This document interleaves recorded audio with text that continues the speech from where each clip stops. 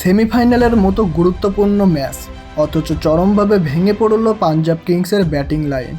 তাতে রীতিমতো গ্যালারিতে বিরক্তি হলেন প্রীতি জিন্তা। কারণ এমন একটা হাই ভোল্টেজ ম্যাচে পাঞ্জাব কিংসের ব্যাটিং লাইন আপ এইভাবে ধসে পড়বে, সেটা হয়তো কোনোভাবেই কল্পনা করতে পারেনি কেউ। গ্যালারিতে অনুষ্কা শর্মার উচ্ছ্বাস দেখেছেন, তাতে সহজভাবেই বোঝা যাচ্ছে মাঠের খেলায় বিরাট কোহলি তাহলে কতটা উৎসাহ এবং সেলিব্রিটিতে মেতেছিলেন। প্রথমে ব্যাটিং করতে নেমে শুরু থেকেই উইকেট হারাতে থাকে পাঞ্জাব কিংস। মাত্র 30 রানের মধ্যেই 3 উইকেট হারিয়ে ফেলে তারা। ব্যাপকভাবে ব্যর্থ ছিলেন শ্রেয়াস আয়ার, 3 বলে 2 রান করেন এই ব্যাটসম্যান। এরপরে যখন দ্বিতীয়বার নেহাল অর্ডাররা ফিরে যান 10 বলে 8 রান করে, তখন মাত্র 50 রানের মধ্যেই 5 উইকেট হারিয়ে ফেলে তারা।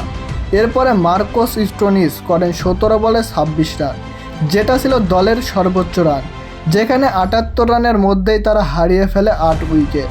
আর শেষ পর্যন্ত 14 ওভার 1 বলে 101 রানের মধ্যেই অল আউট হয়ে যায় পাঞ্জাব কিংস।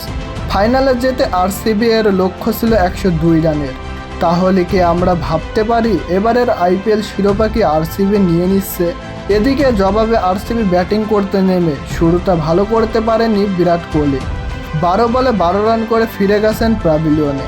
তবে এরপরে সল্ট যা করলেন তাতে খুব সহজেই জয়ের লক্ষ্যে পৌঁছে যায় আরসিবি, আর যার বদৌলতে সবার আগে ফাইনালে আরসিবি। তবে হতাশ হওয়ার কোনো কারণ নেই পাঞ্জাবের, কারণ শর্ত অনুযায়ী একটি সুযোগ পাবে তারা।